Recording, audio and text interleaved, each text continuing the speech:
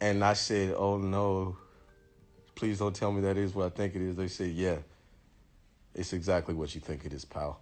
And I said, no, please, no, not the Gucci suit. They said it's the Gucci suit. This is the only way that you can repay for what you've done. And I said, not the Gucci suit, please. And they said, it's the Gucci suit. So we back with it though. I know y'all heard about Hopsin talking about the bodysuits, right? He not lying, dog. I got proof. Like, check me out, bro. I'm gonna show you a video where they actually making the bodysuits. He's adding some color to the nipple of this fake bodysuit. But as he moves the airbrush up, he's adding a much more subtle change. You can see the difference between the bottom of the suit and the top part that he hasn't gotten to yet. What this spray paint does is give the suit texture, mimicking the undertones human skin naturally has and giving the appearance of tiny details like pores. From a life cast picking up on an actor's defining features, to sculpting subtle veins, to mastering a jiggly stomach, a lot of effort goes into making the bodysuits actors wear look realistic. Warning, some spoilers ahead for Bill and Ted Face the Music.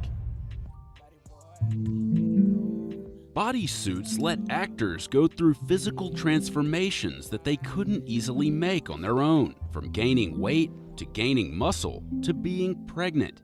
There are times when bodysuits don't need to be as detailed because they're covered in clothing, like this suit Kevin Yeager designed for Dana Carvey in an ultimately cut sequence from The Master of Disguise. But because Keanu Reeves and Alex Winter appear shirtless in Bill and Ted Face the Music, both the muscle suits and fat bodysuit created for scenes where they meet future versions of themselves had to be incredibly detailed. To make a bodysuit, you first have to get a life cast of an actor's entire torso. This is the strangest profession there is. Keanu and Alex were covered in purple and green silicone rubbers. The green silicone has an oil in it that ensures it won't pull any of the actors' hairs out of their bodies. The two silicones adhere to each other and are then wrapped in a temporary plaster jacket to hold them together, which will eventually be replaced by a fiberglass shell. That forms the mold that will shape the bodysuits. The fiberglass torso shell is laid up into the silicone impression, which then gets covered in clay for the sculpting part of the process. This is the first stage where attention to every realistic detail is crucial as the team sculpts every muscle and vein onto this mold. I just wanted to make sure it looked at every angle, like if he lifted his arm or something, that everything was finished beautifully down here just as much as it was up here. In early design and Photoshop stages, Alex said he actually wanted the muscular Bill to look like a gorilla. Even if the suit's shape is over the top, the basic anatomy can still be convincing. Sculptor Carol Koch kept a model of the human anatomy in front of her as a reference while chipping away at the muscle suits. Kevin says a common misconception is that when muscles bulge, the veins will too. But veins actually don't get that big. I would have them just keep making those veins subtle, more subtle. So they would just keep smoothing them out until I could barely see them, or they're there, but they didn't look, like they were worms. Then when I come back with a painting, that also pops them up.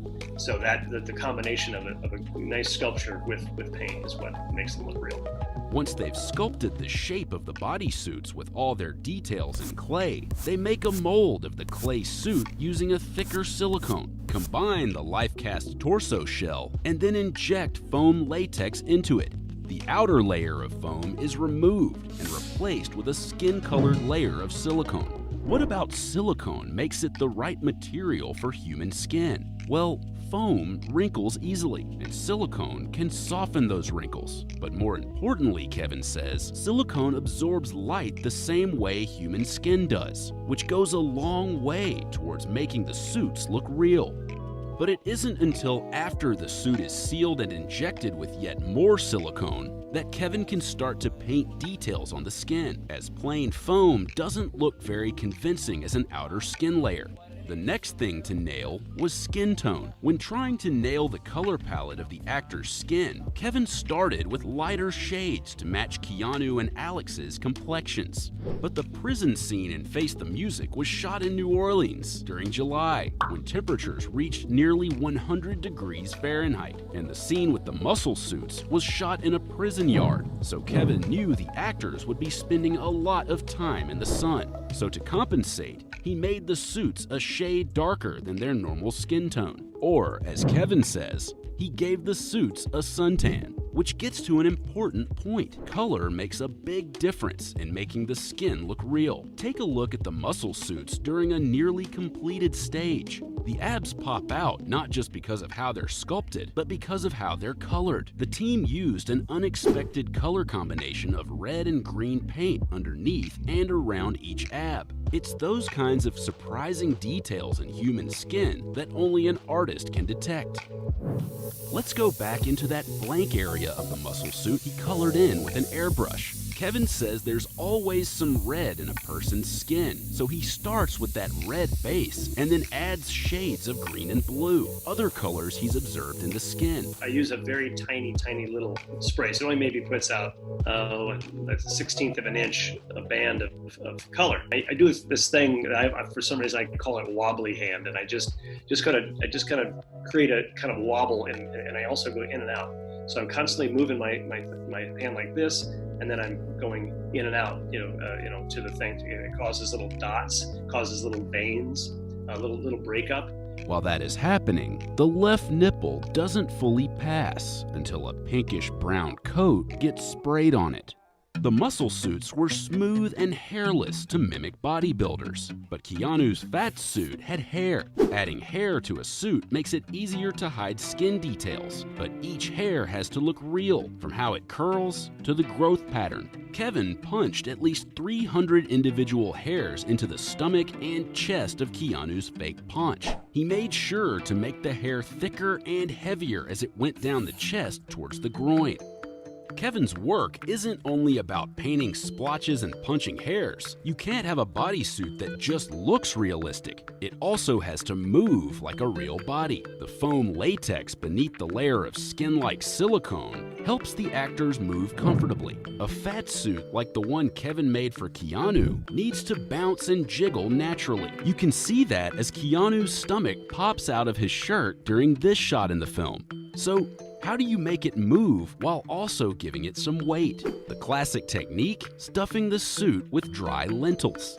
Kevin used them when building the suit for Weird Al Yankovic's 1988 music video, Fat. He later created 2 body pieces to add 40 pounds to Nicolas Cage in 2002's adaptation. This time around, Kevin tried to achieve movement in one of them by mixing lentils and beads into one of his suits, but the actor's sweat actually caused the lentils to sprout. So now, to get the movement and weight without the mess, Kevin simply fills the chest and stomach of a suit with bags of beads. Don't be afraid. Take a deep breath. Follow your heart and keep smiling. It kind of jiggles up and down. With all the skill involved in making these suits look and move like real human flesh, some of the realism is achieved by cleverly hiding the dead giveaways. Makeup artists typically cover up the zippers on the back of bodysuits, but because of that brutal New Orleans heat, they kept the zippers on the muscle suits exposed so the actors could hop in and out of them quickly to cool off. So for a shot like this, the zippers were just CGI'd out. Kevin also needed to hide the seams where the suit connects to real skin around the neck and the arms. So when wearing the muscle suits, the 2 actors wore weightlifting gloves, while Keanu's long fake beard hid the neck seam.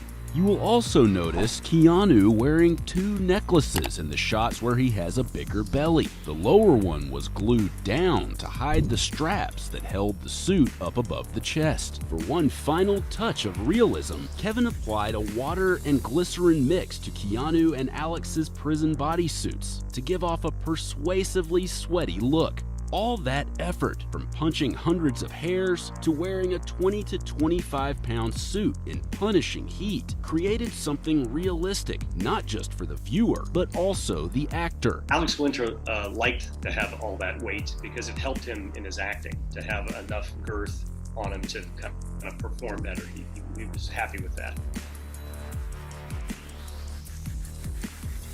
Playing for about 8 years now. It started around around Illmind 5 when that came out, because the song was so big, and then they told me I had to like kind of sacrifice something. They said, you're gonna have to pay it back because you just put this information out there, and this is gonna put people in the wrong mindset of what we're trying to do in society. So they told me that if I don't do these list of things, then they're going to hurt my family or hurt, people that I really care about. And they told me to go to this office. It was on Wilshire Boulevard in Los Angeles. And then when I went in, I asked them over the phone, what are they going to have me do? They said they couldn't tell me. And then when I went into the office, they sat me down, and it was like a all white room, and they opened one of the doors, and it had a Gucci suit. A Gucci bodysuit. They said, we've ran some facial recognition programs on you, and you're going to need to be this man, and you're going to need to also contradict whatever you speak about so you can create a balance in this scene of hip-hop that you're in, because you're the only one who can really pull it off. And I said, oh, man. So, yeah, they came out with this whole thing.